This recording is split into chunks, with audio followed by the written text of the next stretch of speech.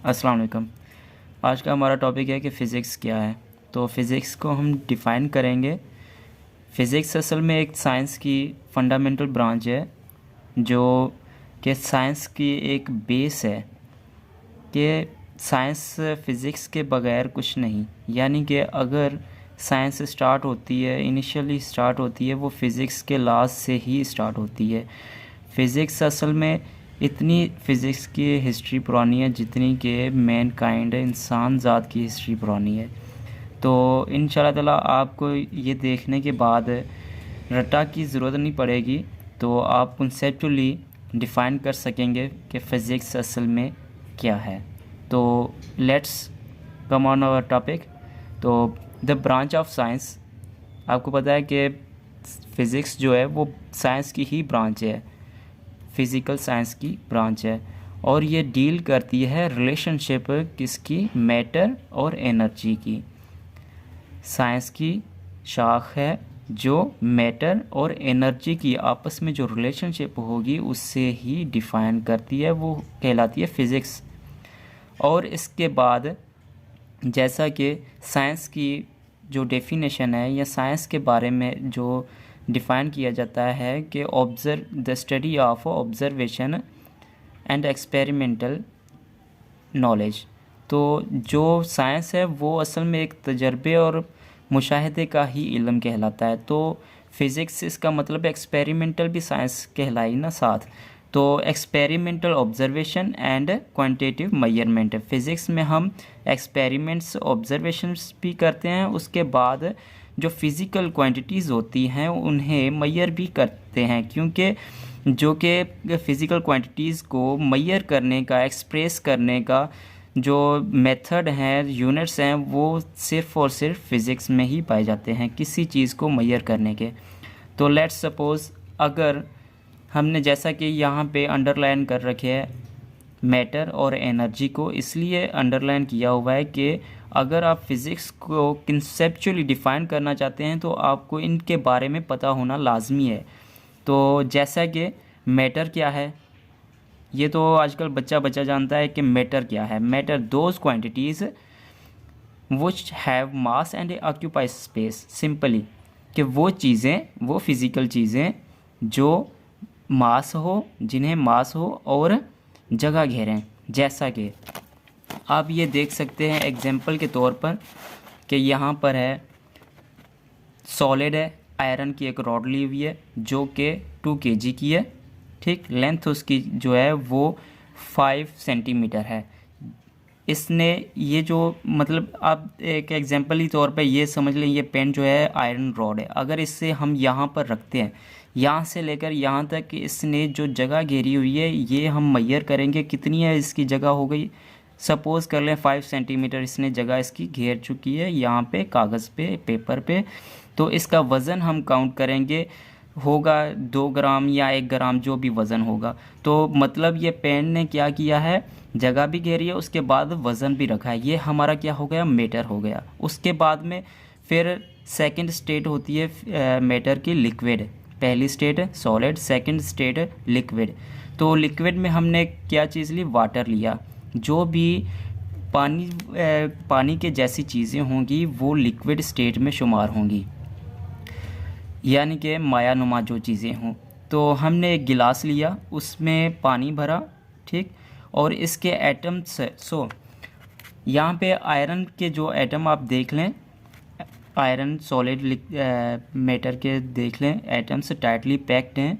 तो इस वजह से ये हार्डली ब्रेव होते हैं और इनके जो इंटरमॉलिक्यूलर फोर्स होती है वो भी स्ट्रॉन्ग होती है। तो यहाँ पर लिक्विड है, लिक्विड के मॉलिक्यूल्स होते हैं, इनके बीच में जो इंटरमॉलिक्यूलर फोर्स भी थोड़ी वीक होती है सॉलिड से, लेकिन होती है स्ट्रॉन्ग होती है गैस के मॉलिक्यूल से। तो इसके जो मॉलिक्यूल होते हैं लिक्विड के, वो जो होते हैं वो खुद में ऐसे अटैच हुए होते हैं जैसे कि कोई अंगूरों का गुच्छा होता है, बंच ऑफ ग्रेप्स जैसे होते हैं। तो सपोज़ अगर हम यहाँ पर गिलास में पानी भरा हुआ है तो इसके जो इसका जो वज़न है 1 लीटर है, उसके बाद में इसने जो जगह घेरी हुई है ग्लास के अंदर, ये जगह ज़ाहिर सी बात घेरी हुई है, तो इसका मतलब हुआ ये भी मीटर है। जो जिसे वज़न हो और जगह घेरे वो क्या कहलाता है? मीटर। तो ये मीटर की दूसरी हालत है जिसे हम मायानुमा कहते हैं। उसके बाद में ये एक सिलेंडर लिया, इसमें हमने एलपीजी गैस भरवा के रखा है, जो एलपीजी की फुल फॉर्म है कि लो प्रेशर गैस, जो हम घरों में यूज़ करते हैं अक्सर। तो इस सिलेंडर में इस गैस ने जगह घेरी हुई है, ठीक, और इसका जो वज़न है 2 kg गैस का वज़न है। तो आप जान सकते हैं कि अगर हम गैस को खुले में छोड़ेंगे ये हवा में, एनवायरनमेंट में फैल जाएगा। इस वजह से क्योंकि इसके जो मॉलिक्यूल्स होते हैं उनके भी जो इंटर मॉलिक्यूलर फोर्स होती है वो बिल्कुल ना के बराबर होती है, इसलिए वो किसी भी ओपन सिलेंडर या ओपन किसी प्लेस में नहीं रह सकते, वो एनवायरनमेंट में फैल सकते हैं। तो आप समझ गए कि मीटर क्या होता है। वो चीज़ें जो जगह घेरें और वज़न रखें वो मीटर कहलाती हैं, जिसकी 3 स्टेट्स हैं, सॉलिड, लिक्विड और गैस। इसके बाद हमारे पास आ जाता है एनर्जी।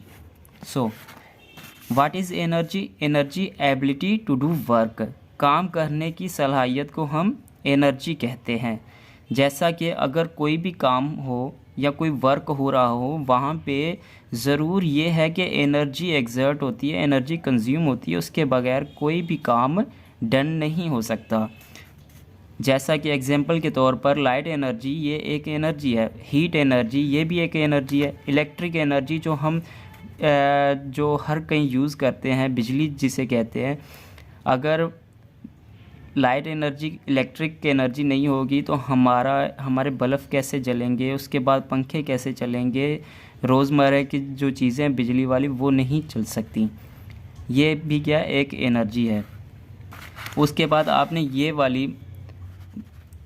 इक्वेशन देखी होगी अक्सर फ़िज़िक्स की बुक्स पे, मशहूर है, फेमस है, जो एल्बर्ट आइंस्टाइन ने दी थी रिलेटिविटी की, कि E=mc²। इसका मतलब ये हुआ कि अगर हम c निकालें, क्योंकि ये कांस्टेंट स्पीड ऑफ लाइट आया हुआ है, किस लिए असल में जो इक्वेशन है वो है E directly proportional to m। इसका मतलब ये हुआ एनर्जी डायरेक्टली प्रोपोर्शनल है मास के, कि एनर्जी जो है वो कन्वर्ट हो सकती है मास में, मास कन्वर्ट हो सकता है एनर्जी में। जैसा कि मैंने यहाँ पे बताया, E for energy, M for mass of object and C for speed of light. और स्पीड ऑफ लाइट जो है वो 3 × 10⁸ मीटर पर सेकेंड है। तो इस इक्वेशन के मुताबिक हम एक एग्जांपल आपको बताते हैं। जैसा कि लाइट एनर्जी है वो चेंज होती है नेगेटिव और पॉजिटिव करंट में। ओके, नेगेटिव और पॉजिटिव का मतलब क्या हुआ? इलेक्ट्रॉन और प्रोटॉन।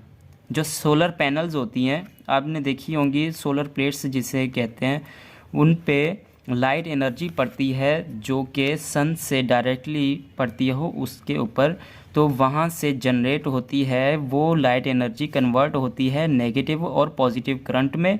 और वो नेगेटिव और पॉजिटिव करंट की 2 वायर्स निकलती हैं उस प्लेट से, तो वो इलेक्ट्रॉन और प्रोटॉन से भरी होती हैं। और इलेक्ट्रॉन का वज़न जो है आप देख सकते हैं 9.1111 × 10⁻⁻28 ग्राम है, और प्रोटॉन का ये वाला। तो इसके हिसाब से वायर के अंदर जो है जगह घेरते हैं इलेक्ट्रॉन और उन्हें मास होता है। तो आप जानते हैं कि जो चीज़ जगह घेरे और वज़न रखे वो क्या कहलाती है? मीटर। सो इसका मतलब ये हुआ लाइट एनर्जी चेंज हो गई मीटर में।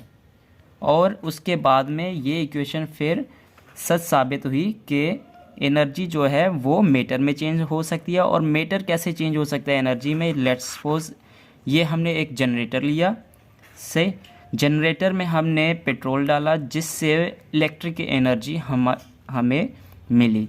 तो इसका मतलब है जनरेटर जो है वो कन्वर्टर है मीटर को एनर्जी में कन्वर्ट करने वाला। तो आप समझ गए कि एनर्जी क्या है और मीटर क्या है। तो इसके बाद फ़िज़िक्स को समझने में मुश्किल नहीं होगी, क्योंकि फ़िज़िक्स असल में ये है कि इन दोनों की आपस में जो रिलेशन होती है, यानी कि इन्हें मैटर से एनर्जी और एनर्जी से मैटर बनने को ही हम डिफ़ाइन करते हैं फ़िज़िक्स में। That's all. अगर आपको कोई भी क्वेश्चन हो you can ask in comment box. Like share and subscribe my YouTube channel. Thanks.